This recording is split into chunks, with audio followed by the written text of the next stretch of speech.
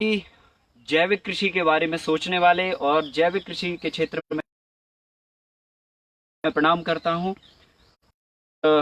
हम जो आज दो तीन विषयों के बारे में जो आपसे मुख्य रूप से आज बात करने वाले हैं अगले 1.5 घंटे में, उन सभी के बारे में पहले आपको ब्रीफ बता दूं, उसके बाद में हम विस्तार से जो है ना आपको सीधा खेत से जोड़ के और खेत की बात खेत पे समझाएंगे। नंबर 1, हमें मोनोक्रॉपिंग के बारे में समझना है। नंबर 2, हमें इंटरक्रॉपिंग के बारे में समझना है। नंबर 3, हमें मिक्स क्रॉपिंग के बारे में समझना है। नंबर 4, मल्टी क्रॉपिंग के बारे में समझना है। नंबर 5, मल्टी लेयर के बारे में समझना है। मित्रों, खेती के कई पैटर्न हैं। जब हम खेती करना शुरू करते हैं या शुरू करने की सोचते हैं तो हमारे दिमाग में एक ख्याल आता है कि हम कहाँ से शुरू करें और क्या शुरू करें, सबसे पहले नंबर हम कौन सी फसल लगाएं। तो उसके लिए हमें ज़रूरी है कि हम खेती के सबसे पहले नंबर पैटर्न को समझें कि कितने तरह के पैटर्न होते हैं और किन किन पैटर्न पर हम काम कर सकते हैं। तो सबसे जो पहला पैटर्न है वो है मोनोक्रॉपिंग, जो भारत में बहुतायत में पर्याप्त मात्रा में अभी हो रहा है। 99% हमारे जो फार्मर काम करते हैं, गेहूं बोते हैं, एक फसल लगाते हैं। मोनोक्रॉपिंग का मतलब होता है एकल फसल, हिंदी में जैसे बोलते हैं एकल फसल, मतलब एक कोई भी फसल लगाना, धान की खेती करना या गन्ने की खेती करना या अरहर की खेती करना या कोई भी तरह की खेती करना, ये मोनोक्रॉपिंग हुआ। दूसरा हमारा मॉडल होता है इंटरक्रॉपिंग। इंटरक्रॉपिंग का मतलब होता है एक साथ में एक दूसरी फसल सह फसल के रूप में इंटरक्रॉपिंग लेंगे, अंतर्वर्तीय फसल प्रणाली। तीसरा क्रॉपिंग में हम एक फसल के को दूसरी फसल के बीजों करके बोलते हैं, को हम बोलते हैं मिक्स क्रॉपिंग, हिंदी में बोलते हैं मिश्रित खेती होता है। मल्टी क्रॉपिंग का मतलब ये होता है कि आप एक खेत में एक साथ कई फसलें बोते हैं। ठीक है, एक साथ एक ही खेत में कई फसलें बोते हैं, उसे हम बोलते हैं मल्टी क्रॉपिंग। मल्टी मतलब बहुत सारी फसलें एक साथ आपने क्रॉपिंग की हुई है। अब इसको अगर हिंदी में बोलेंगे तो इसको बोलेंगे बहु फसल प्रणाली।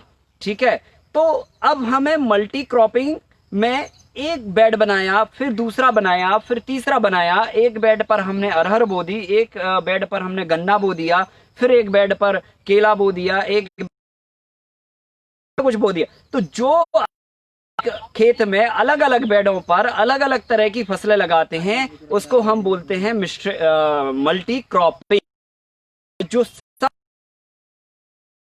जो सागर से इजाद हुई है वो है मल्टी लेयर फार्मिंग, जो वेजिटेबल के क्षेत्र में क्रांति लाने वाली चीज है। मैं आपको इन सभी के बारे में प्रैक्टिकली एक्सप्लेन करके बताता हूं ताकि आपको सारी चीजें समझ में आ पाए।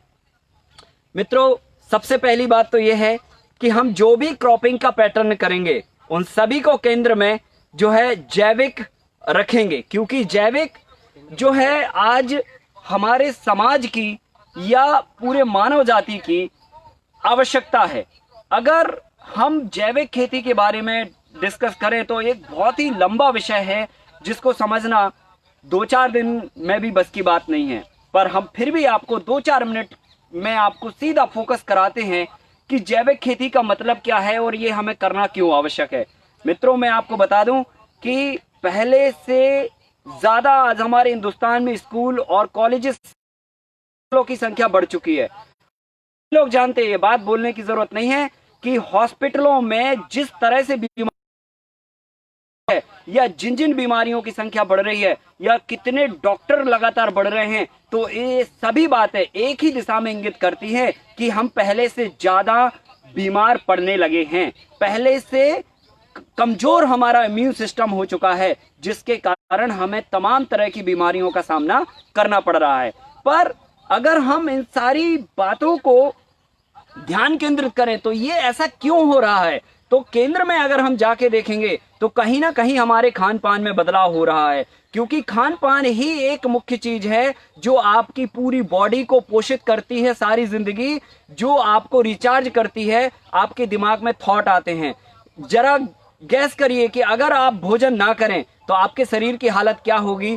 आप चल भी नहीं पाएंगे, कोई काम नहीं कर पाएंगे, और जब चल नहीं पाएंगे, काम नहीं कर पाएंगे, शरीर दुर्बल हो जाएगा, तो आपकी सोच भी दुर्बल हो जाएगी और एक समय आएगा कि आप सोचना भी बंद कर देंगे, सोच भी नहीं पाएंगे।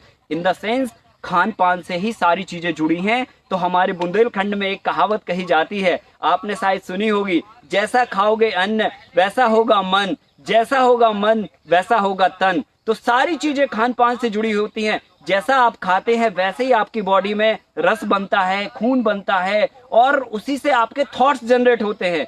तो जब तक आप सात्विक भोजन नहीं करते, जब तक आप सही भोजन नहीं करते, तब तक आपकी बॉडी में सकारात्मक ऊर्जा का निर्वाह नहीं होता है। तो उसके लिए हमें आवश्यक है कि हमें जैविक की तरफ बढ़ना होगा। हमें अपनी थाली में जो जहर आ रहा है स्लो पॉइजन के रूप में, उसे अपनी थाली से हटाना पड़ेगा। नहीं तो ये जहर हमारे लिए तो ठीक है, हमारी आने वाली नस्लों को बर्बाद कर देगा। और ना केवल नस्लों को बर्बाद कर देगा, बल्कि इस पृथ्वी पर मानव जाति का अस्तित्व को खत्म करने की दिशा में हम लोग बढ़ रहे हैं कंटिन्यूअसली। तो ये मानव जाति के अस्तित्व को खत्म करने के लिए भी सक्षम है। तो इसलिए हमें जैविक खेती पर विचार करना होगा और उसको करना भी पड़ेगा। साथियों, आप सभी लोग जानते हैं हिंदुस्तान विविधताओं का देश है और यहाँ पर अलग अलग तरह की विचारधाराएं जैविक खेती को लेकर हैं। कई लोगों का मत है कि नेचुरल फार्मिंग होना चाहिए, कई लोगों का मत है जैविक खेती होना चाहिए। अगर हम इन विद्याओं को समझने में बैठ जाएंगे और इसमें अपने दिमाग को उलझा लेंगे तो मुझे लगता है कि हमारी जवानी इसी में खत्म हो जाएगी। मित्रों, एक लाइन याद रखिए, आपको किसी भी परिभाषा पर अपना ध्यान केंद्रित नहीं करना है, केवल और केवल एक बात पर ध्यान केंद्रित करना है, वो ये कि आपको अपने खेत में जहर का इस्तेमाल नहीं करना है। जब आप अपने जहर का इस्तेमाल नहीं करोगे तो आप कह सकते हो जो भी थप्पा लगाना आपको, जिसका भी नाम आपको लिखना, उसका नाम लिख देना, लेकिन खेतों में जहर मत डालना, खेतों में जो है रासायनिक खाद मत डालना, खेतों में रासायनिक दवाइयां मत डालना। अब सवाल खड़ा जिसको मानते हैं, ठीक है, और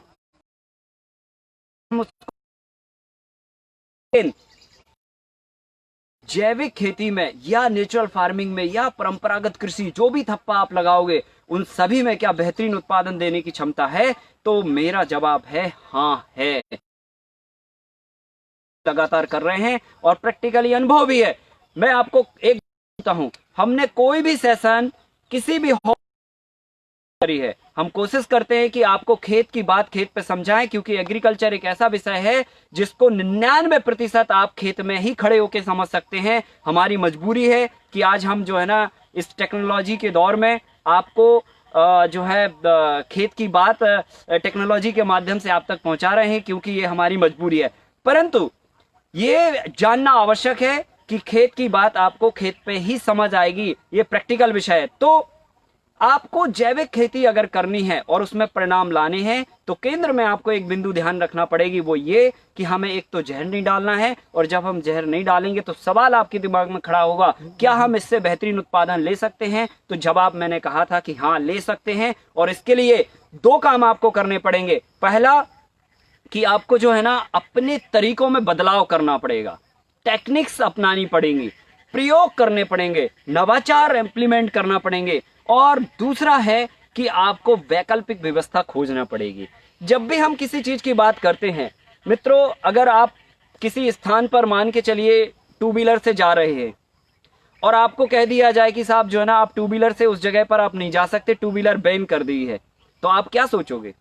आप ये सोचोगे कि अब मैं वहां पे कभी नहीं जा सकता हूं, या आप वैकल्पिक व्यवस्था के बारे में सोचोगे? तो मुझे लगता है कि आप वैकल्पिक व्यवस्था के बारे में सोचोगे। आप ये सोचोगे कि अगर हम 2 व्हीलर से नहीं जा सकते तो हम साइकिल से जा सकते हैं या फिर किसी और साधन से जा सकते हैं। ठीक उसी तरह भी हमें जैविक खेती में अगर बदलाव चाहिए है या उसमें परिणाम चाहिए है, तो जो रासायनिक खेती ने जो आपके दिमाग पे पर्दा डाल रखा है कि नहीं जी इसके बगैर ये नहीं हो सकता है, उस पर्दे को हटाना पड़ेगा। और एक बात आपको ध्यान में रखना पड़ेगी कि इसकी वैकल्पिक व्यवस्था क्या है, क्या हम और दूसरे तरीकों से जो है इसमें परिणाम ला सकते हैं। तो मित्रों, मैं आपको बता दूं, जो भी रासायनिक खाद हम खेतों में डालते हैं, अगर हमने उसकी वैकल्पिक व्यवस्था तैयार कर ली, अगर हमने डीएपी का विकल्प तैयार कर लिया, हमने यूरिया का विकल्प तैयार कर लिया, हमने पोटास का विकल्प तैयार कर लिया, हमने और रासायनिक जो माइक्रो न्यूट्रिएंट दिए जाते हैं सूक्ष्म पोषक तत्व, उनका विकल्प तैयार कर लिया, तो मैं दावे के साथ कहता हूं,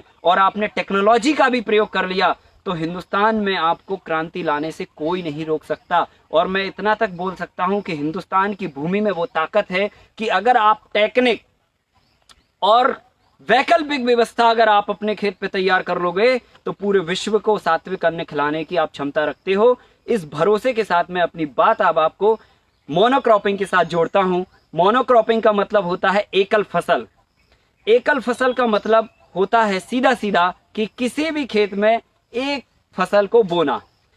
फॉर एग्जाम्पल आप यहां पर देख रहे होंगे हमारे आजू बाजू अरहर लगी हुई है, तो ये अरहर की फसल बोई है।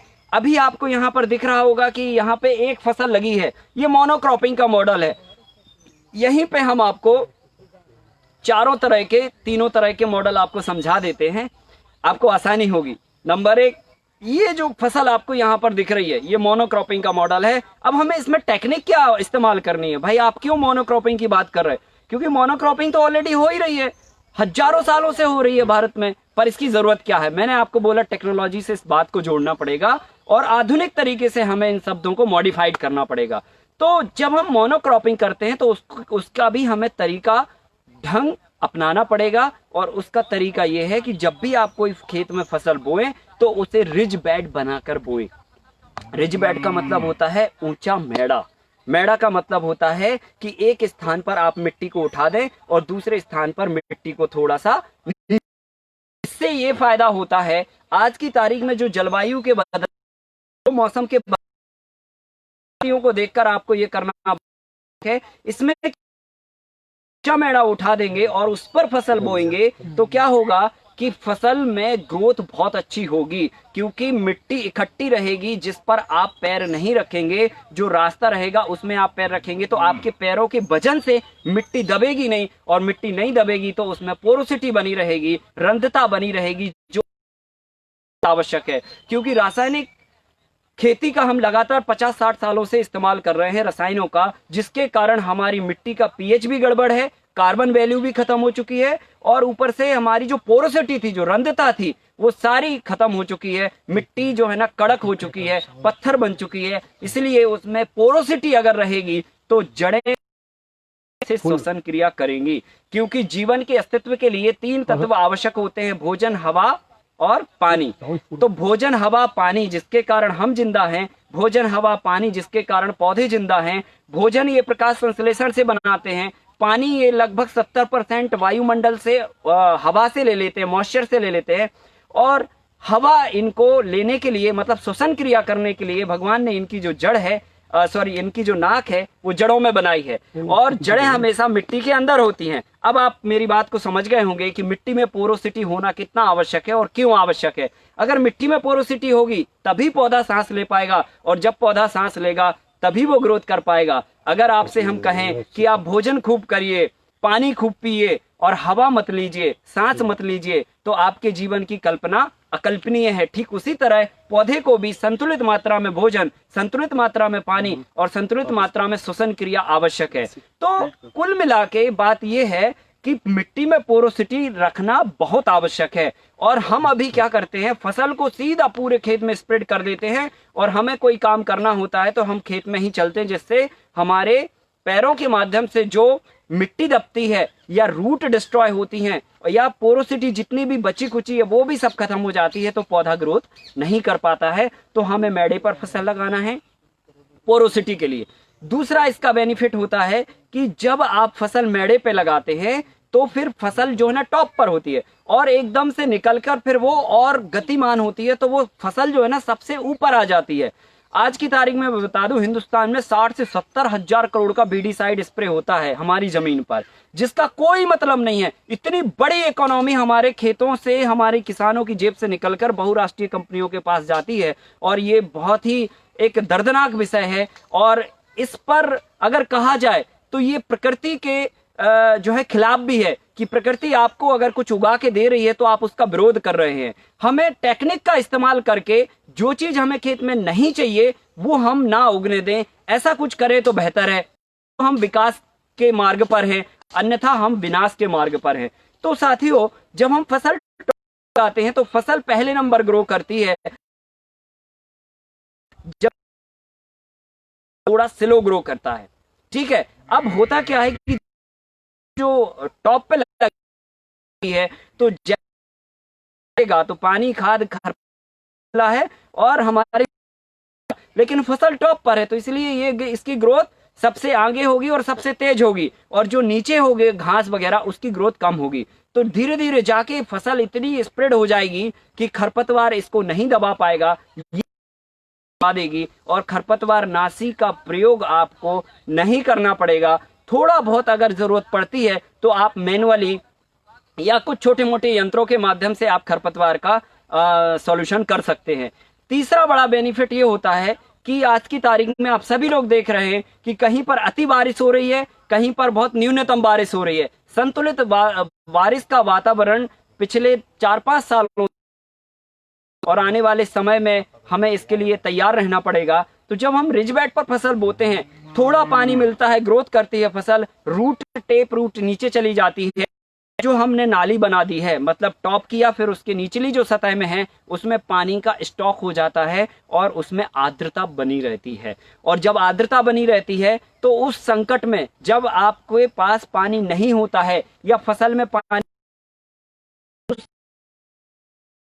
सपोर्ट करती है, तो इसलिए हमें मोनोक्रॉपिंग में बेड बनाना अति आवश्यक है। चाहे आप कोई भी फसल लगाएं, इवन आप गेहूं भी अगर बोते हैं, चना भी बोते हैं, तो भी आपको रिज बेड पर ही फसल को बोना चाहिए। ये बहुत आवश्यक है, इस टेक्निक का इस्तेमाल करना चाहिए। फॉर एग्जाम्पल आपने यहाँ पर देखा कि ये अरहर लगी हुई है, ये रिज बेड बना हुआ है, आप देख पा रहे होंगे लगभग 2.5-3 फीट का ये बेड है, फिर ये 3 फीट निकलने का रास्ता है, और फिर ये 5x5 फीट पर ये पौधे हमारे कंटिन्यूसली लगे हैं, जैसा कि आप देख पा रहे हैं। ठीक है, अब ये तो हो गई मोनोक्रॉपिंग की बात, लेकिन जब हम इंटरक्रॉपिंग की बात करेंगे तो इंटरक्रॉपिंग में आप इसी फील्ड से आप इतना समझ लीजिए कि ये हमने एक बेड बनाया जिसपे हमने अरहर बो दी, और ये दूसरा बेड बनाया जिसपे यहां पर अरहर नहीं है, कोई दूसरी हम फसल बो दे रहे हैं।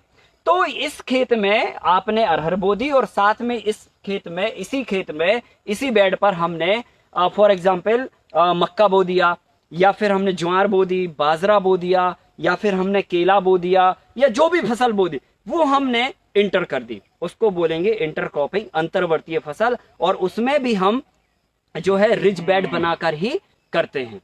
तीसरा होता है मिक्स क्रॉपिंग।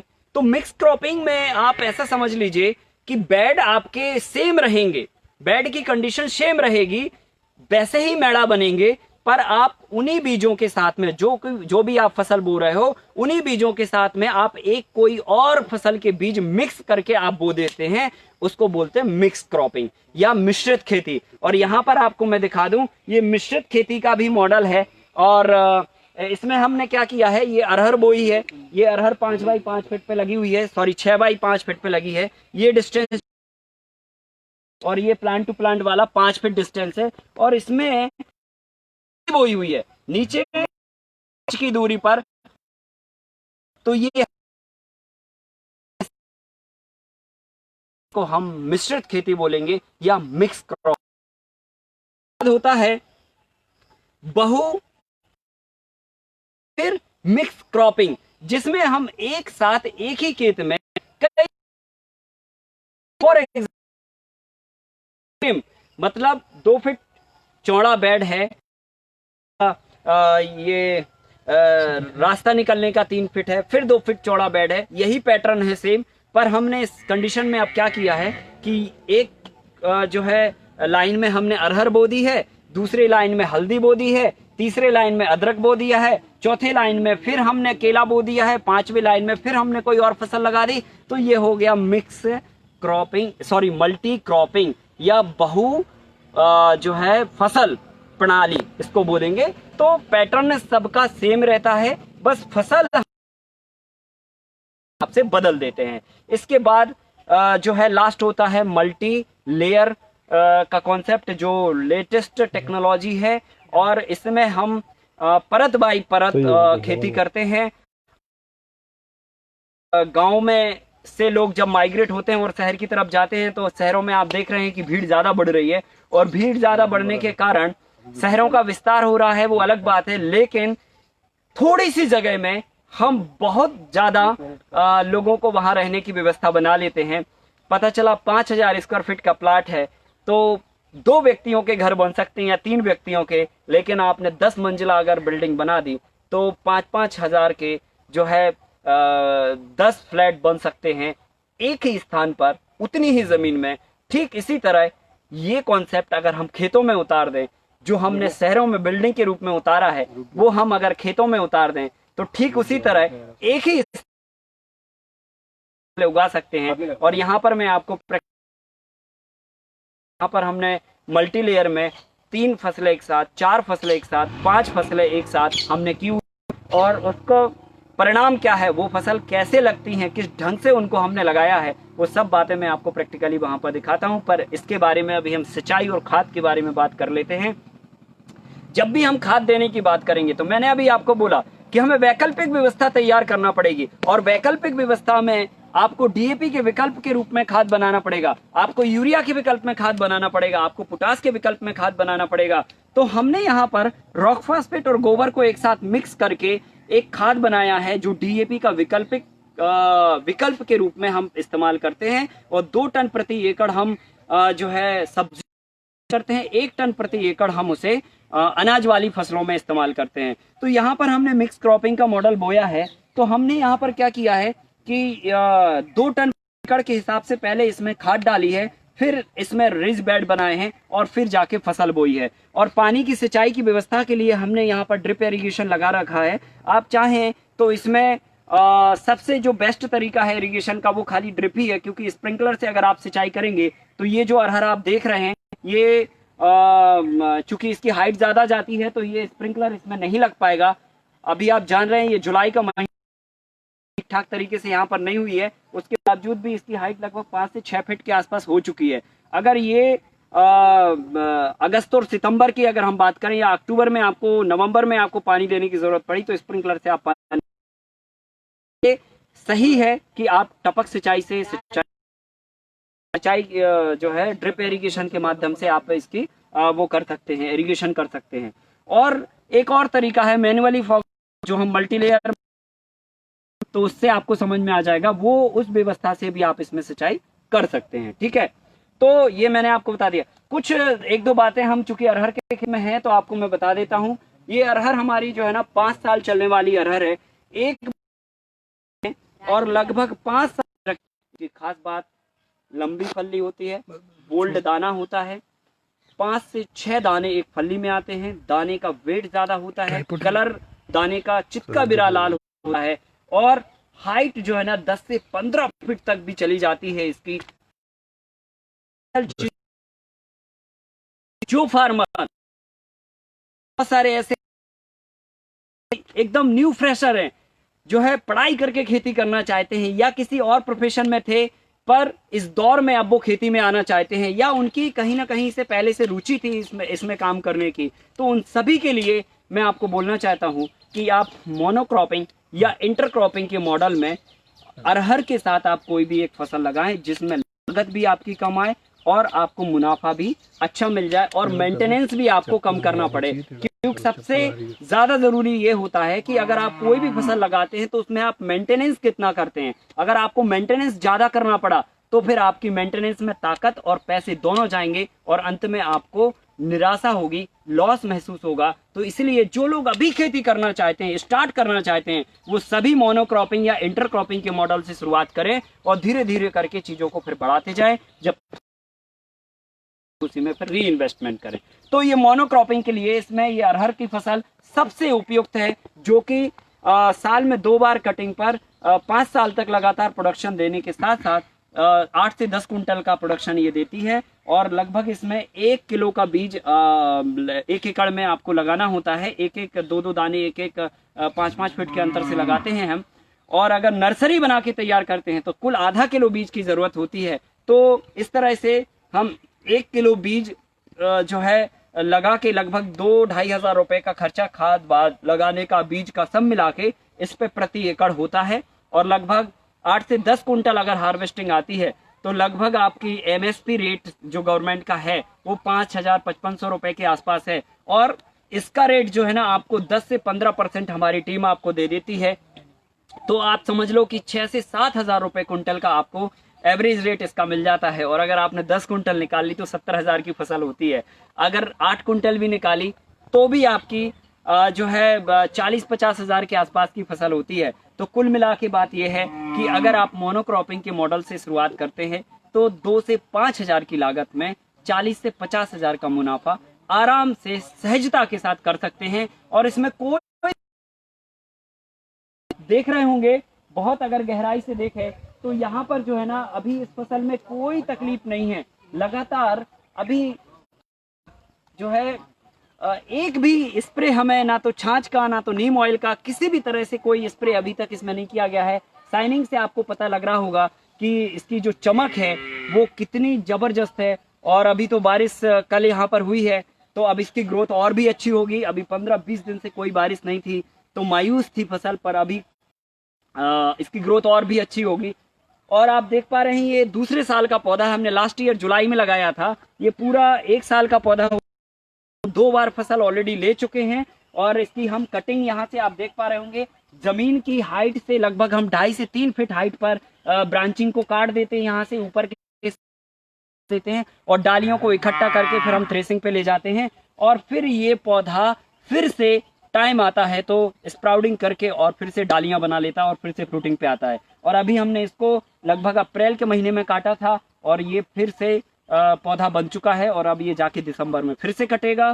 कुल मिला के मेरा कहना ये है इसकी इकोनॉमिक्स के बारे में कि अगर 5 साल तक लगातार आप पौधे को इसको चलाते हैं अपने खेत में तो 5 साल में जो 10 से 12 कुंटल आपकी 8 से 10 कुंटल सॉरी आपको जो उपज दे रहा वो तो देगा ही देगा।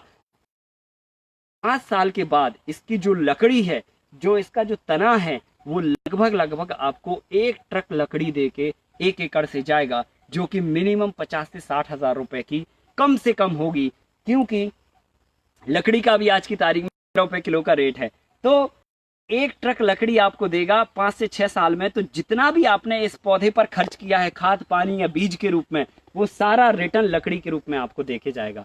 तो इससे असल कुछ भी नहीं है, इसमें ना तो कोई बीमारियों का चक्कर है, खाली जब इसमें फल्ली आती है तो उस समय इल्ली का प्रकोप, फल्ली होती है तो इल्लियां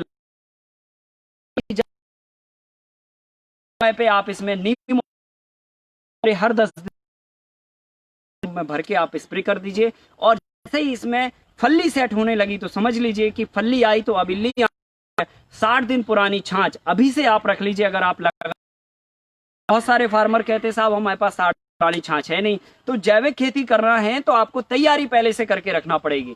छाछ आज से ही इकट्ठा करने रख जाओ, क्योंकि छाछ आपके खेतों के लिए रामबाण औषधि है। तो 60 दिन पुरानी छाछ 2 लीटर 15 लीटर पानी में ऐड करके आप उसको 2 बार स्प्रे कर दीजिए। इल्ली बिल्कुल भी आपके खेत में नहीं लगेगी और फसल सुरक्षित रहेगी और आपको 8 से 10 कुंटल तक की उपज मिल जाएगी।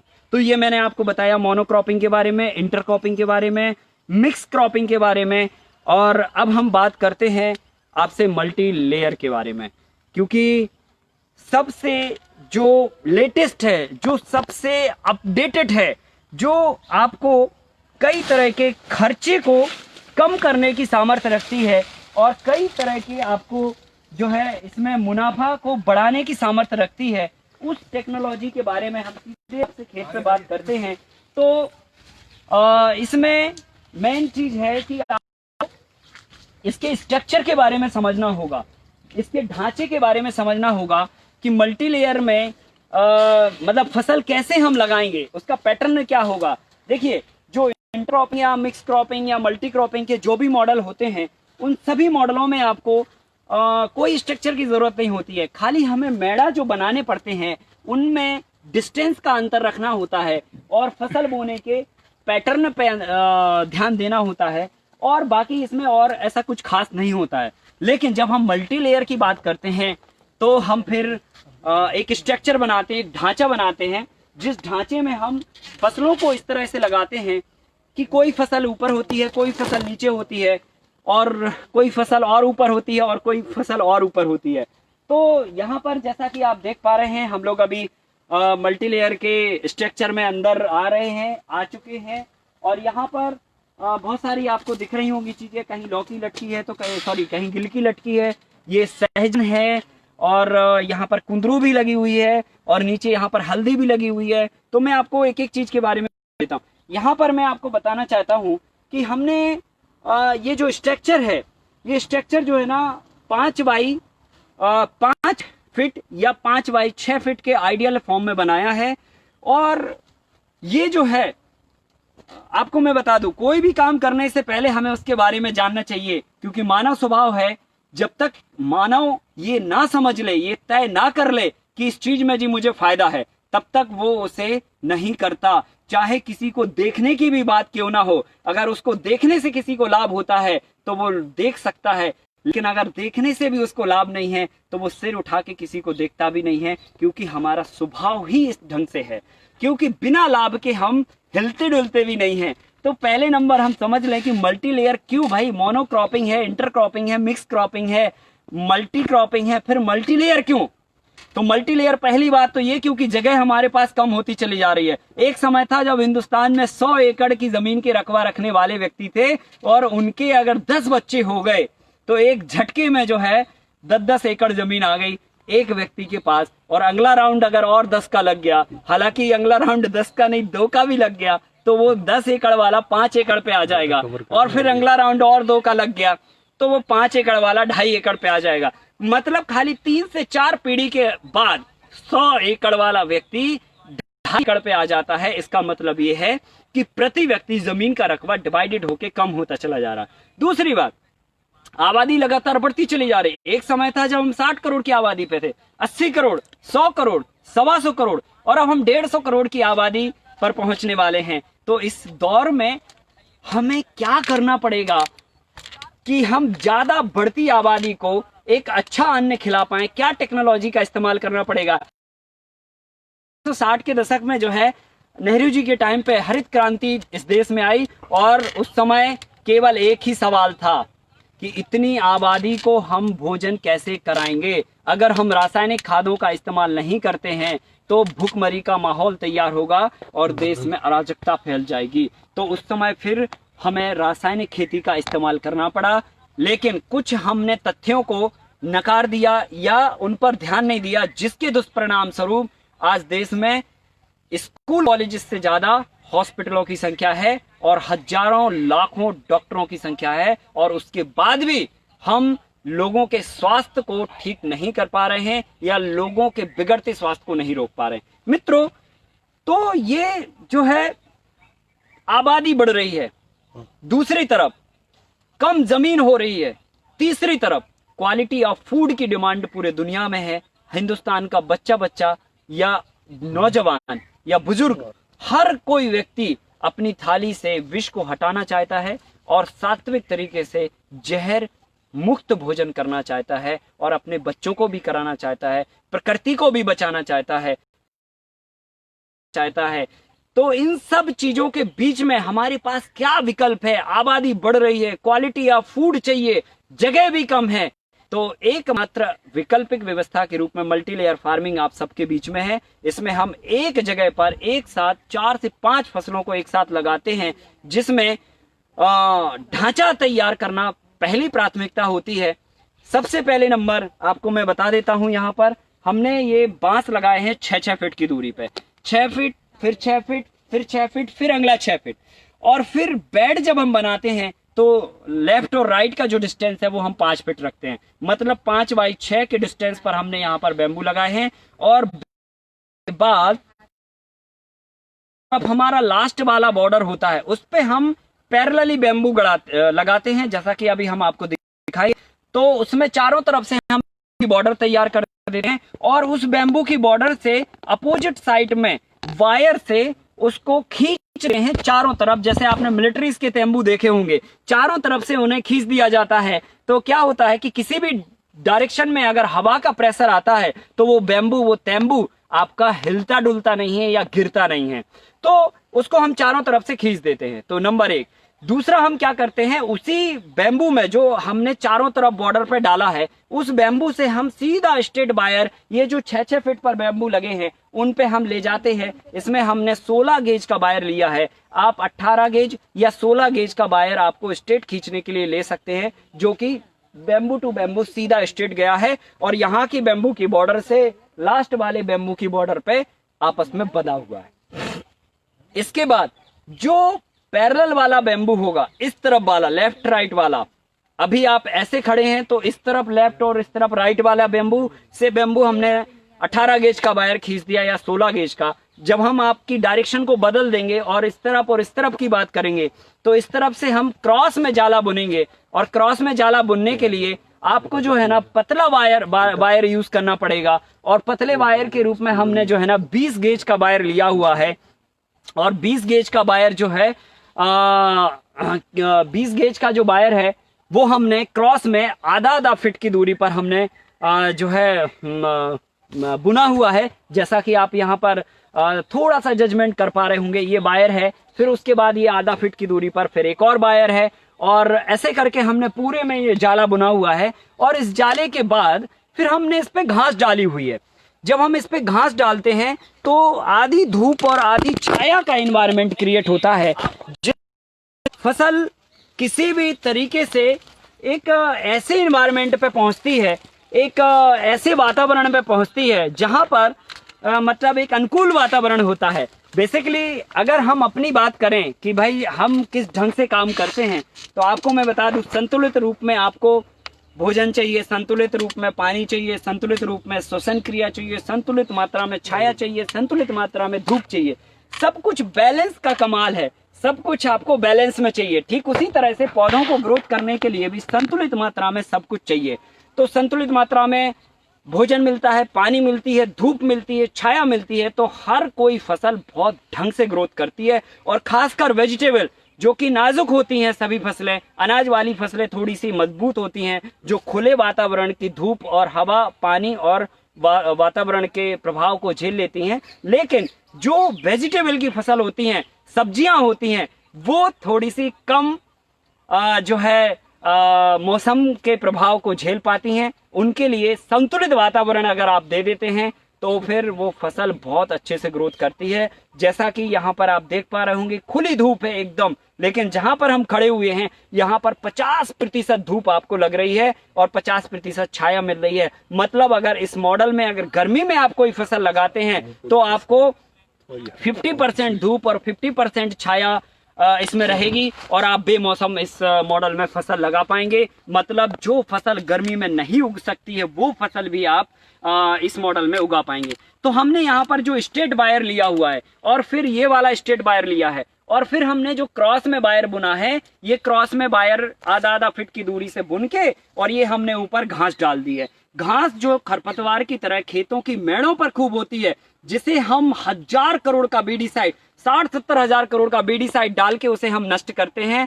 साथियों, उस बीडीसाइड डाल के उस घास को खत्म मत करिए। प्रकृति ने जो आपको दिया है वो वरदान स्वरूप दिया है, चाहे घास हो, चाहे पेड़ हो, चाहे पौधे हो, चाहे वनस्पति हो, चाहे सब्जी हो, चाहे फल हो, चाहे जो भी हो, वो सब आपको एक वरदान के रूप में आपको दिया गया है। तो आपको हर चीज का उपयोग आपको करना है, और उपयोग के लिए आप घास को काट लीजिए, काट के आप सुखा दीजिए, और सुखाने के बाद आप इस पे पतला पतला डाल दीजिए। तो इससे आधी धूप और आधी छाया का एनवायरनमेंट क्रिएट होता है, और आधी धूप आधी छाया जब नीचे आती तो फसल संतुलित मात्रा में ग्रोथ करती है।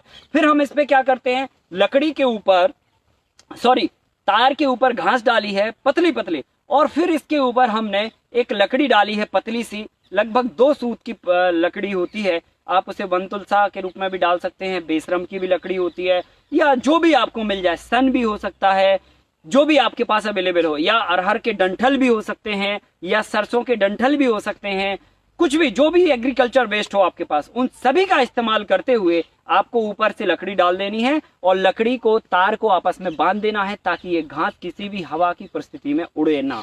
अगर आप ऐसा कर लेते हैं तो ये अर्ध छायादार वातानुकूलित पौधों को ग्रोथ करने के लिए आप एक घर तैयार कर लेते हैं, और फिर इसमें जो फसल ग्रो करती है उसका लाजवाब रिजल्ट आता है। आप यहाँ पर देख रहे होंगे, ये हमारी गिलकी है, और किस तरह से गिलकियां लटकी हुई हैं, और ये देसी बीज है।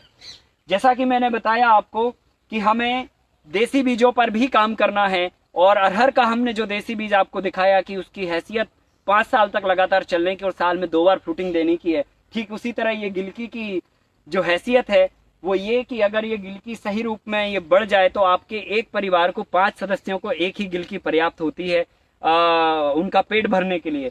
तो ये यहाँ पर गिलकी लगी हुई है, यहाँ पर कुंदरू भी लगी है, नीचे हल्दी भी लगी है, यहाँ पर 3 फसल का ये कॉम्बिनेशन है, 3 लेयर का ये मॉडल है। अब मैं आपको सीधा ले चलता हूँ 4 लेयर के मॉडल में और 5 लेयर के मॉडल में। वहां मैं आपको लेयर फार्मिंग के बारे में और 4 फसल हम किस ढंग से और किस समय पर और किस रिटर्न के साथ इस मॉडल के साथ में काम कर सकते हैं, वो सारी चीजें मैं आपको दूसरे मॉडल में दिखाता हूं कि कैसे हम 4 फसलें एक साथ लगा सकते हैं और एक साथ 5 फसलें कैसे लगा सकते हैं। और जो है विपरीत परिस्थितियों में, मतलब सामान्य परिस्थितियों में तो फसल ग्रो करना एक सामान्य बात हो जाती है, लेकिन विपरीत परिस्थितियों में अगर हम फसल को ग्रो कर पाते हैं और उत्पादन भी ले पाते हैं, तब तो फिर हमारी टेक्नोलॉजी और हमारी कुछ काम करने के तरीके में सुधार है, अन्यथा फिर कोई मतलब नहीं है। तो मैं आपको सीधा जो है 4 लेयर वाले मॉडल में ले जाने से पहले मैं आपको यहाँ पर बताना चाहता हूँ कि जो हमने पैरेलल यहाँ पर देख रहे होंगे, ये हमारी लास्ट बॉर्डर है और इस लास्ट बॉर्डर पर हमने ये बैम्बू इस डायरेक्शन में कंटिन्यूअसली सीधा बांधा हुआ है और इसी बैम्बू से हमने ये वाला तार बांधा है और खींच के हम इसको उस तरफ ले गए हैं और यहीं पर हमने खींच के अपोजिट डायरेक्शन में भी तार बांधा है पीछे की साइड। तो पीछे की साइड ये बाहर को खिंचाव लेता है और अंदर की साइड हम ये अंदर को खिंचाव लेते हैं। तो ये स्ट्रक्चर ज्यों का त्यों जहां का तहां किसी भी तूफान में खड़ा रहता है। तो उसकी मजबूती के लिए ये बॉर्डर डालना बहुत जरूरी होता है और खींच के इसको चारों तरफ से रखना होता है ताकि किसी भी तरह से कोई भी हवा के प्रभाव में ये मॉडल कहीं पर भी टेढ़ा ना हो, गिरे ना। और चारों तरफ हम ग्रीन नेट या साड़ी का इस्तेमाल करते हैं, जो सेकंड हैंड साड़ियां होती हैं। आप अपने परिवार के रिश्तेदारों की सभी साड़ियों को इकट्ठा कर लीजिए और आपस में ज्वाइंट कर दीजिए 4-4 फीट की साड़ी को, तो 8 फीट की साड़ी बन जाएगी। और 8 फीट की साड़ी आप यहाँ पर इस बैम्बू से बांध कर सीधा नीचे तक लटका दीजिए और बाहर से आप अरहर की जो खाड़ी होती है, जो डंठल होते हैं, वो या धान का पैरा होता है या फिर जो है सरसों का होता, बाजरे का होता, मक्के का होता, इन सभी के झाड़ों को आप पीछे से सपोर्ट करके तार से बांध दीजिए। ये साड़ी आपकी 4-5 साल तक के लिए स्टेबलिश हो जाएगी, फटेगी नहीं। हवा के माध्यम से कोई कीड़े आपके उस साड़ी के माध्यम से अंदर नहीं आ पाएंगे। तेज हवाओं का प्रभाव आपकी फसल पे नहीं पड़ेगा, गर्म हवाओं का प्रभाव नहीं पड़ेगा, ठंडी हवाओं का प्रभाव नहीं पड़ेगा। पाले से फसल बच सकती है, लपट से फसल बच सकती है और किसी भी तरह से हवा के माध्यम से जो खरपतवार आपके खेतों में उड़ के आते हैं, जो कि हर साल आपके खेतों में जमते हैं और फिर आपको उन्हें उखाड़ना पड़ता है, तो ये बॉर्डर जो है ना हवा के माध्यम से किसी भी खरपतवार के बीज को एंट्री नहीं देगा, तो आपके खेत में खरपतवार नहीं होगी या कम होगी। तो इस तरह से हम ये बाउंड्री वॉल तैयार करते हैं और अपने मॉडल की सुरक्षा व्यवस्था सुनिश्चित करते हैं। अब आपको हम ले चलते हैं 4 लेयर के मॉडल में और जो है थोड़ा थोड़ा यहाँ पे भी घूमते जा रहे हैं, आप तो देखते चलिए, समय क्योंकि बहुत मूल्यवान है। ये पेड़ हैं आम के और ये पूरे बॉर्डर के रूप में लगे हुए हैं चारों तरफ। आप जैसा देख पा रहे होंगे, सीधे लंबाई में आप देखोगे तो चारों तरफ खेत के हमने ये बॉर्डर पे पेड़ लगा रखे हैं और इन पेड़ों का महत्व ये है कि ये किसी भी एग्रो क्लाइमेटिक कंडीशन को मेंटेन करने के लिए सक्षम होते हैं। तेज हवाओं को, तेज जो है तूफान को रोकने में न केवल सक्षम होते हैं, बल्कि ये पूरा एग्रीकल्चर एक बायोडाइवर्सिटी तैयार करते हैं, जैव विविधता तैयार करते हैं, जिसमें हर तरह के जीवों को रहने की व्यवस्था तैयार होती है और किसी भी तरह के कीड़े हमारी फसल में नहीं लगते हैं, क्योंकि इन पेड़ों में, इनके आश्रय में पक्षी भी आते हैं, पंछी भी आते हैं और तितली भी आती है, भौरे भी आते हैं और मधुमक्खी भी आते हैं। तो ठीक उसी तरह जो है कीड़े, और जब सब तरह के कीड़े होते हैं हमारे खेतों में तो एक बायोडाइवर्सिटी तैयार होती है, जिससे किसी भी कोई भी कीड़ा अगर आपके खेत में फसल को क्षति पहुंचाता है तो दूसरा कीड़ा उस कीड़े को खत्म कर देता है। तो ठीक इसी तरह हमें पूरी चारों तरफ खेतों में बायोडाइवर्सिटी तैयार करनी है। आप देख रहे होंगे शायद कैमरा की फोर्स आपकी वहां पे जा रही होगी, मक्के की उस तरफ आप जरा फोकस करके देखेंगे तो बॉर्डर पे जो है ना बैम्बू यहाँ पर है, और चारों तरफ आपको बांस का प्लांटेशन आपको कर देना चाहिए, जिससे आपको बैम्बू भी मिले इस मॉडल को बनाने के लिए, और आपकी फेंसिंग भी तैयार हो जाए, और बांस की जो पत्तियां गिरेगी उससे बहुमूल्य खाद बनती है, वो अगले कभी विषय में आपको बताएंगे। तो वो बहुत ही जबरदस्त है। तो बैम्बू का प्लांटेशन होना जरूरी है। आप अपने खेत पर जब आप अपनी तैयारी करें तो बांस का प्लांटेशन सबसे लास्ट वाली बॉर्डर पे जरूर करें। मैं आपको बफर जोन के बारे में भी थोड़ा सा अभी आगे बता दूंगा कि बफर जोन कैसे तैयार होता है। आप कंटिन्यू बफर जोन कैसे तैयार होता है और उसमें किस किस ढंग के कौन कौन से प्लांटेशन लगाते हैं और कौन सा पेड़ कहाँ लगाना चाहिए, इसकी कंप्लीट हमने लिस्ट तैयार की। लिस्ट के माध्यम से हम आपको सारी चीजें ये बता देंगे कि कौन से पौधे हमें कहाँ लगाने हैं और किन पौधों का क्या महत्व है और किस बेनिफिट के लिए वो हम पौधे लगाते हैं। लेकिन अभी जो मैंने आपको बताया कि बांस लगाना बहुत इंपॉर्टेंट है, तो बांस के पौधे आप चारों तरफ अपनी खेत की बॉर्डर पे लगाइए। इससे आपके विंड के प्रेशर को रोकने में आसानी होगी और किसी भी ढंग से किसी भी मौसम में आपकी फसल को कोई क्षति नहीं होगी, क्योंकि वो गर्म हवाओं को, ठंडी हवाओं को और तूफान के तेज प्रेशर को रोकने में सक्षम होते हैं।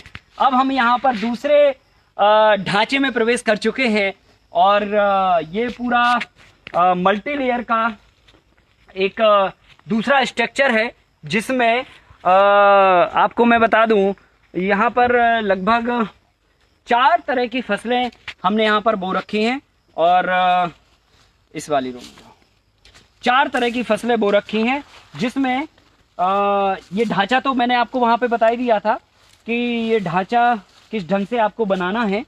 और इसमें सबसे पहले नंबर हम ज़मीन के अंदर अदरक की फसल को बोते हैं फरवरी के महीने में।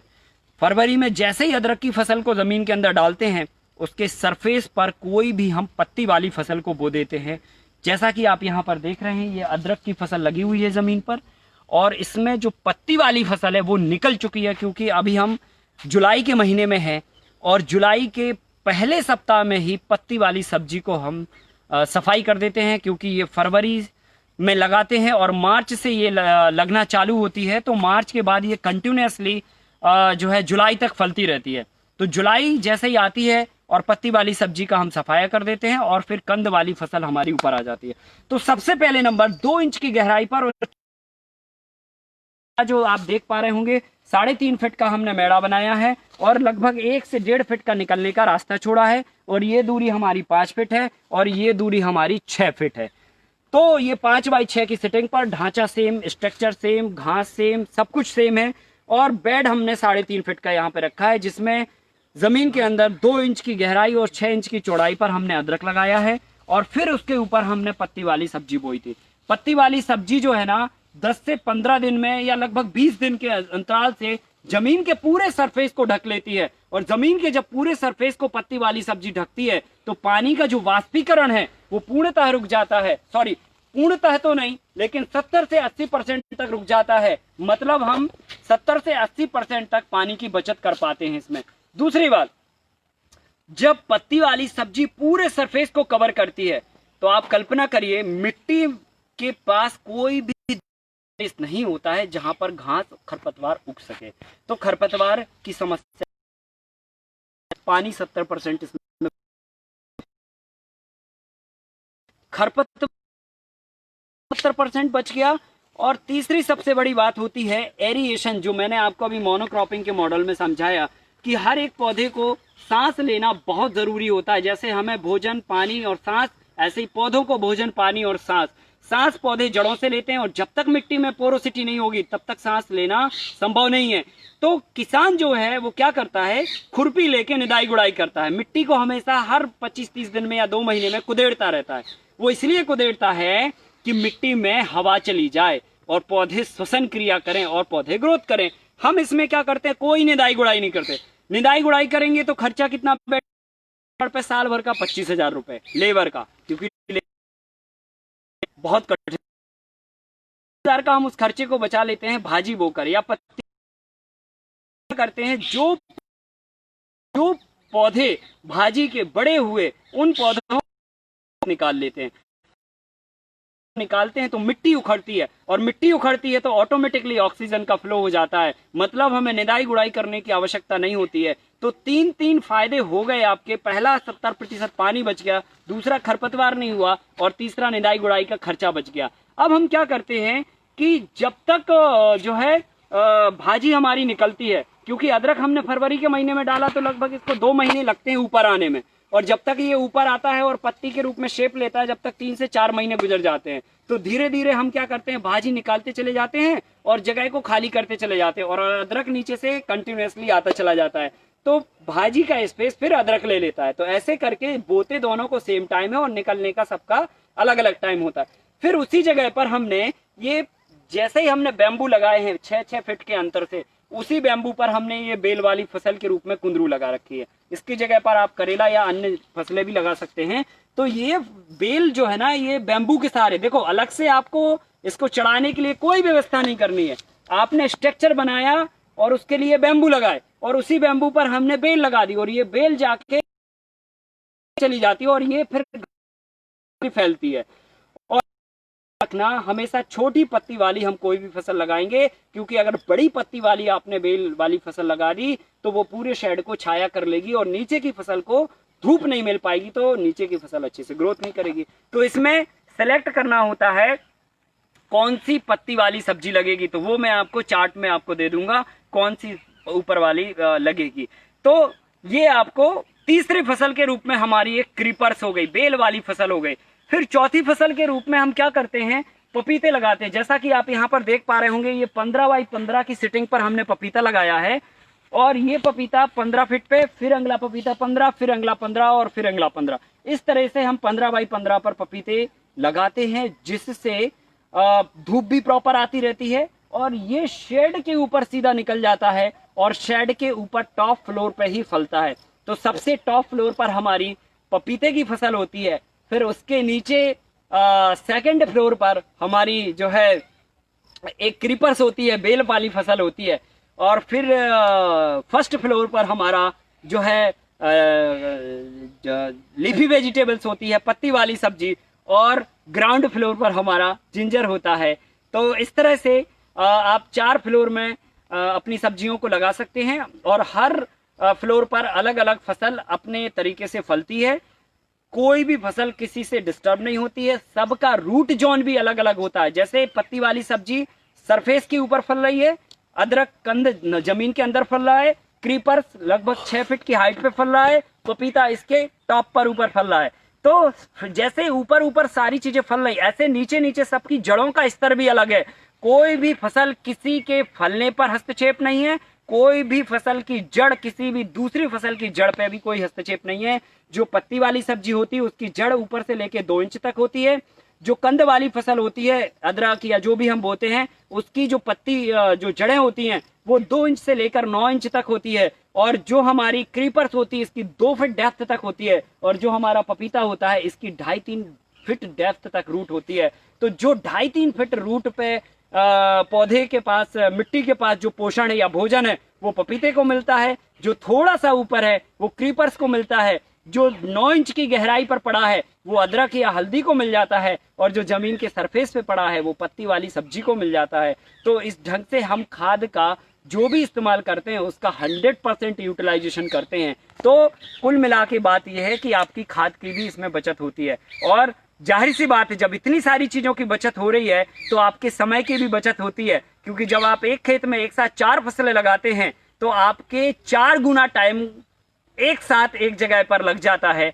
अगर आप एक एक फसल अलग अलग खेतों में लगाएंगे तो 4 बार आपको एक फसल को देखना पड़ेगा। यहाँ पर एक खेत में आप एक नजर में 4 फसलों को देख लेते हैं, तो 3 गुना आपका समय भी बच जाता है, खरपतवार भी बच गया, जो है पानी भी बच गया, निदाई गुड़ाई का खर्चा भी बच गया, और मौसम परिवर्तन के प्रभाव से भी आप बच जाते हैं, क्योंकि ये जो मंडप है ये तेज गर्मी को बचा लेता है, या तेज गर्मी से फसल को नहीं झुलसने देता, तेज ठंड से फसल को नहीं झुलसने देता, और तेज ओला के प्रभाव से भी ये फसल को बचा लेता है, क्योंकि ओले का प्रभाव इस घास के ऊपर पड़ता है और आराम से ओला जो है नीचे गिरता है, तो उसका भी प्रभाव फसल पर नहीं पड़ता है। तो कुल मिला के मौसम परिवर्तन के प्रभाव से भी इस मॉडल में फसल को बचाया जा सकता है और बेमौसम फसल उगाई जा सकती है।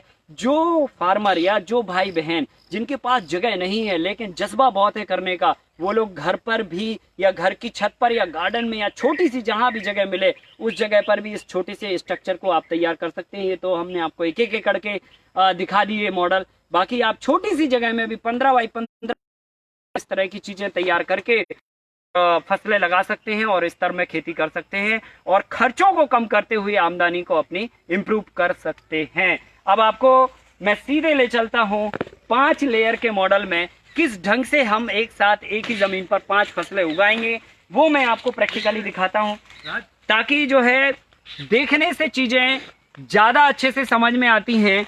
जब तक जो है आप चीजों को प्रैक्टिकली देख नहीं पाते हैं कि कौन सी चीज कहां पर कैसे लगी है और कौन सी फसल कैसे ग्रो कर रही है, तब तक आपको कहानी है समझने में आसानी नहीं होती है। तो मैं आपको 5 लेयर के मॉडल में ले चलता हूं और 5 लेयर के मॉडल में 5 लेयर के मॉडल में मैं आपको बताऊंगा कि 5वीं जो फसल है वो हम कहां सेट करेंगे, क्योंकि चलो इसी रुक, क्योंकि जो है जमीन के अंदर तो आपने एक फसल लगा दी, जमीन के ऊपर भी आपने एक फसल लगा दी, फिर उसके ऊपर ढांचा तैयार किया तो आपने बेल वाली एक फसल लगा दी, फिर उसके बाद आपने पपीता जी है वो यहाँ से निकल चुकी है और पपीता हमारा जैसा आप देख पा रहे हैं ये ऑलरेडी फील्ड में लगा हुआ है।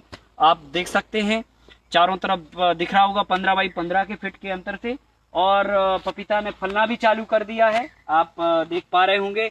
और ये पपीता, आपके दिमाग में एक ख्याल आ रहा होगा कि ये मंडप है, इसको मंडप को क्रॉस कैसे करेगा पपीता, तो ये अपने आप से जो है देख रहे होंगे आप जगह बनाते हुए ऊपर निकल रहा है।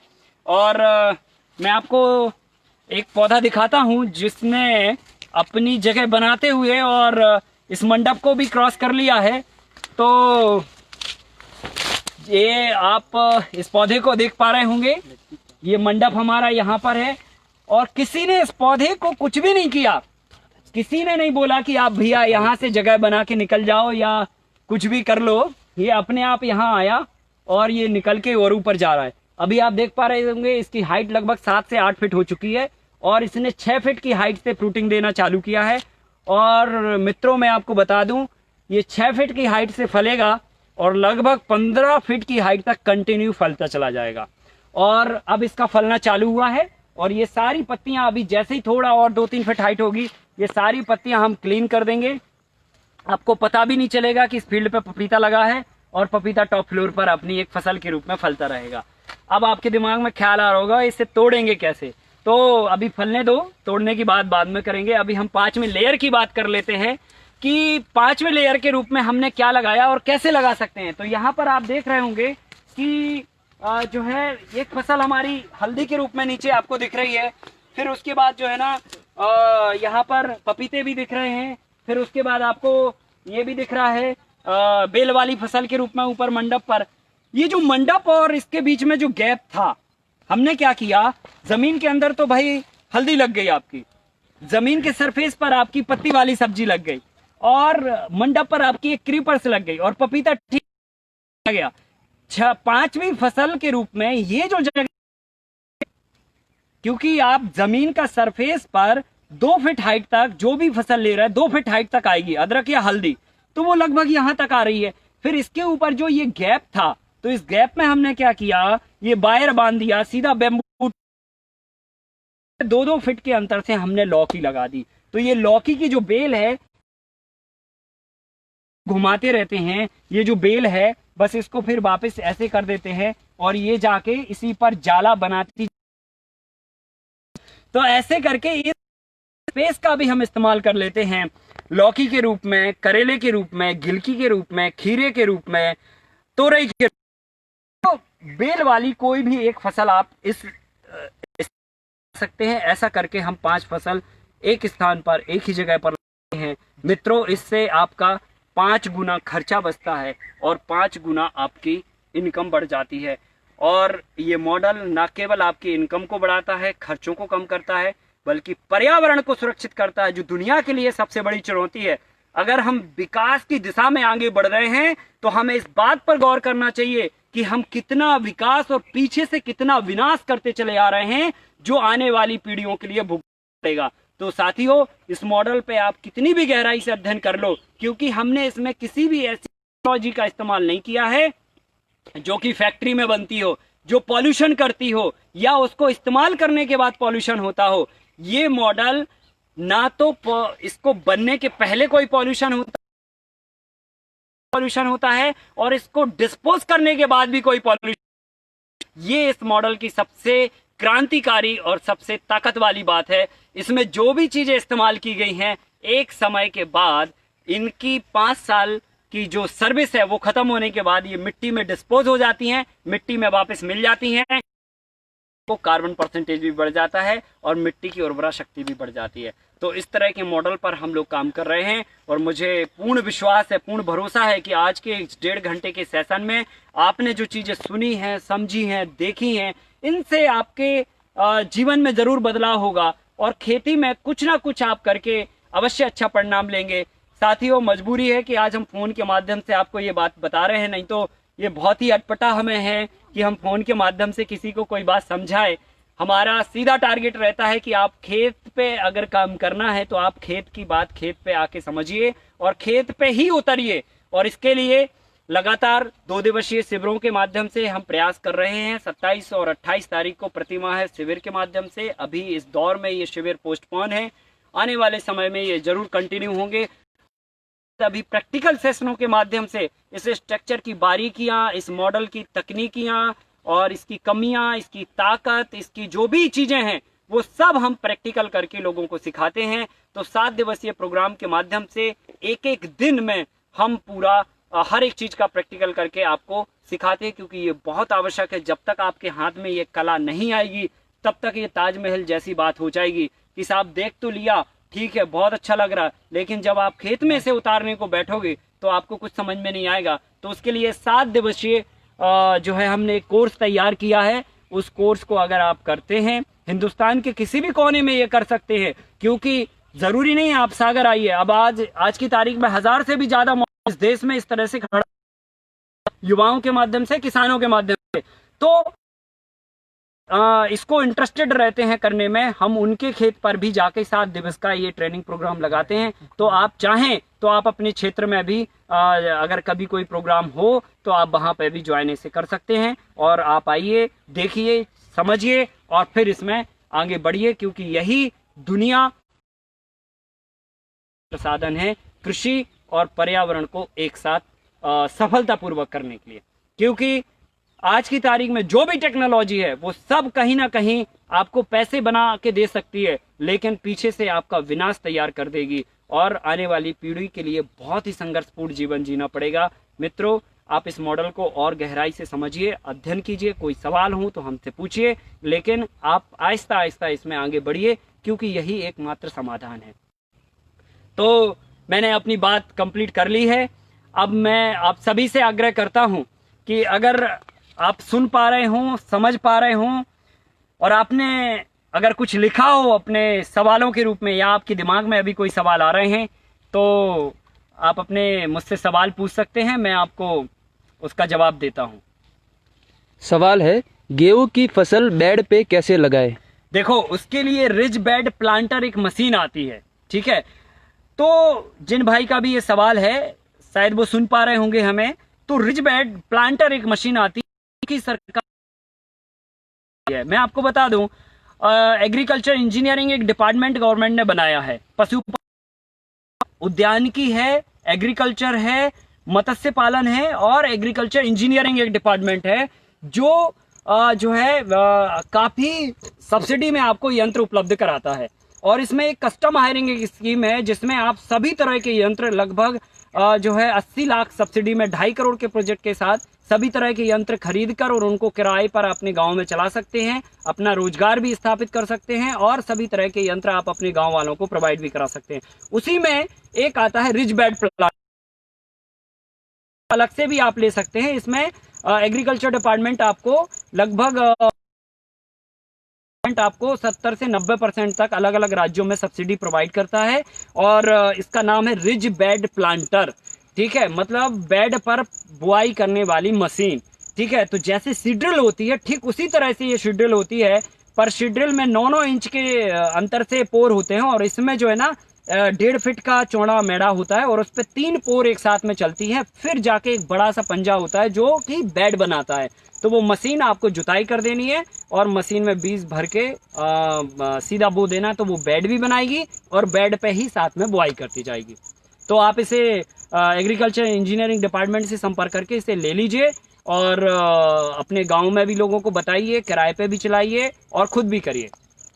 दूसरा सवाल है, बीज कैसे प्राप्त होंगे?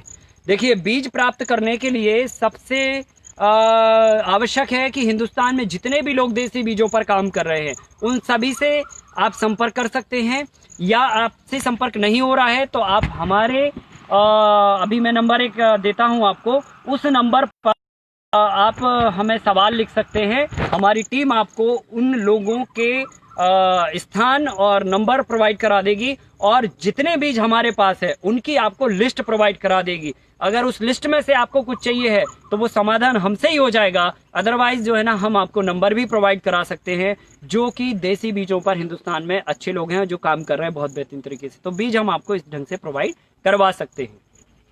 तीसरा सवाल है कि ज़्यादा बारिश वाली जगह में बिल्कुल हो सकता है। अगर करने पे आ जाओ तो लोग कहते हैं कि पानी में भी आग लगाई जा सकती है और पत्थर में भी पेड़ उगाए जा सकते हैं। तो पानी अगर आपके खेतों में ज्यादा आता है तो आपको ट्रेंच और पोल व्यवस्था करना पड़ेगी। आपको अपने खेत पर चारों तरफ 2 फीट गहरी नाली, 2 फीट चौड़ी नाली बनाना पड़ेगी, जिससे सारा पानी आपका नाली के माध्यम से ड्रेनेज हो जाए, और जितना भी एक्सेस पानी अगर किसी दूसरे खेत से भी आता है तो भी वो नाली में गिर के खेत के आउट हो जाए। और इस ढंग से आप पानी की निकास व्यवस्था अगर बना दोगे तो उस खेतों में भी ये मॉडल किया जा सकता है। खारे पानी के लिए क्या कर सकते हैं? खारे पानी के लिए सबसे पहले नंबर आपको पानी का पीएच चेक कराना पड़ेगा। अगर पानी का पीएच संतुलित है तो फिर आप फसलें उगा सकते हो, और अगर संतुलित नहीं है पीएच तो फिर पीएच की वैल्यू ज़्यादा होने पर और कम होने पर उसका ट्रीटमेंट है वो आपको करना पड़ेगा पानी के साथ ऐड करके, तो फिर आप अपनी फसल को उगा सकते हो। सर, मैंगो या लेमन के बीच में मल्टी लेयर फार्मिंग कर सकते हैं बिना बम्बू शेड के? देखिए, उसमें फिर वो आप मल्टी क्रॉपिंग कर सकते हैं, वही पैटर्न मैंने आपको बताया। उसमें मल्टी लेयर नहीं होगा, उसमें मल्टी क्रॉपिंग या इंटर क्रॉपिंग होगा। आप इंटर क्रॉपिंग में आप अदरक है, हल्दी है, इस तरह की फसलें बो सकते हैं। मिक्स क्रॉपिंग कर सकते हैं, या फिर मल्टी क्रॉपिंग भी कर सकते हैं। अदरक भी बो सकते हैं, हल्दी भी बो सकते हैं, ये मिक्स भी कर सकते हैं, और केवल अदरक या हल्दी बो कर भी इंटर क्रॉपिंग कर सकते हैं। मल्टी लेयरिंग नहीं होगा, शेड नहीं बनेगा, लेकिन फसल उगाई जा सकती है। सर, रॉक फॉस्फेट की जगह कोई दूसरा ऑप्शन? रॉक फॉस्फेट की जगह ऑप्शंस है, परंतु उसकी उपलब्धता अगर आपके पास होती है तो हो सकता है। जैसे कि जो ग्रेनाइट पाउडर पत्थर होता है, जो टाइल्स का पत्थर होता है, जब वो घिसाई होती है उसमें भी फॉस्फेट प्रचुर मात्रा में होता है। लेकिन जरूरी नहीं है कि जो पत्थर की घिसाई हो रही उसमें ही फॉस्फेट ज्यादा हो। तो आपके जिले में अगर ऐसा कुछ है जहां पर पत्थर की घिसाई होती हो तो उसके पाउडर को ले जाके आप एक बार टेस्ट करा लीजिए। अगर उसमें PTO5 मिलता है, अगर 10% भी आपको मिलता है तो आप उसे गोबर के साथ में मिक्स करके 60-70 दिन तक रखिए और फिर खेत में इस्तेमाल करिए। अगर नहीं मिलता है तो फिर जो है आप जहां पर भी इंडिया में माइंस हैं उन जगहों से आप रॉक फॉस्फेट को बुला सकते हैं। और अगर तब भी नहीं मिलता तो आपके खेत में जितना फार्म वेस्ट है, जितना भी कचरा है, उस सारे कचड़े को इकट्ठा करके उसको डिस्पोज करके उससे आप फसल को उगाएं, तब भी आपको काफी हद तक फास्फोरस की कमी पूर्ति हो। सर, एक इंटरेस्टिंग सा सवाल है कि दिखाए हैं जी, उसमें वो अच्छे आसानी से ऊपर निकल रहे हैं, तो ये कोई एक पर्टिकुलर वैरायटी है या अलग से कुछ हमको पता करना? देखिए, इसमें ये आपने बहुत ही जो है टारगेटेड प्रश्न किया, और ये होना बहुत आवश्यक है कि ये जो पपीता है ये देसी पपीता है। अगर आप इस स्थान पर अगर हाइब्रिड लगा के बैठ जाते तो वो नीचे ही से 1 फीट से ही फलना चालू कर देता, और 6-7 फीट की एज पर जहां तक आपका जो है मंडप की वहीं पर आके पूरा खत्म हो जाता और काफ़ी फसलों को नुकसान भी पहुंचा देता और फसलों को नहीं होने देता। तो इसलिए हम इस मॉडल में देसी पपीते का इस्तेमाल करते हैं, जो कि केवल और केवल 4 से 6 फीट की हाइट से ही फ्रूटिंग चालू करता है। और इसकी खास बात है कि 12 से 15 फीट तक इसकी हाइट जाती है। 2 साल तक लगातार ये चलता है। तो इस मॉडल में एक बार आपने लगा दिया, 2 साल तक आपको पपीते लगाने की जरूरत नहीं है, ये कंटिन्यूअसली चलता चला जाएगा। सवाल है, संतरे या मौसम्बी के साथ कौन सी मिक्स क्रॉपिंग कर सकते हैं? देखिए, संतरे और मौसम्बी के साथ अदरक और हल्दी बहुत जबरदस्त होती है। तो आप इससे अगर बाहर ना जाएं तो अच्छा है। अगर संभव हो सके तो मिट्टी के फोटोग्राफ्स हमें उपलब्ध करवा दें और जो है उस पे अदरक और हल्दी लगाइए आप, वो बहुत बेहतरीन रिजल्ट उसमें आपको मिलेगी। कुंदरू की जगह कंटोला लगा सकते हैं क्या? इतने ही सवाल। चलिए, बहुत अच्छा लगा आपसे बातचीत करके और समय सीमा की बाध्यता है आप सभी से। पुनः बहुत ही जल्दी ज़रूर मिलेंगे। आपके सभी सवाल हमारे लिए अभी जो आप नहीं कर पाए हैं वो आपको हम एक नंबर दे रहे हैं। उस नंबर पर आप अपने सवाल जब भी आपके दिमाग में आए या खेत में तो हमें सवाल भेज सकते हैं। नंबर है 9176275275। फिर से रिपीट करते हैं, 91799066। हिंदी में बोलते हैं 9179066225। ये नंबर है। इस नंबर पर व्हाट्सएप पे आप अपने मिट्टी के फोटोग्राफ्स या जो भी सवाल हों वो कृपया हमें भेजिए। और अगर आपको हमसे संवाद करना है तो इसी नंबर पर शाम को 8 से 10 के बीच में आप संवाद भी कर सकते हैं। आप सभी के लिए बहुत बहुत शुभकामनाएं। अपनी सेहत का ख्याल रखिए। जय हिंद, जय भारत।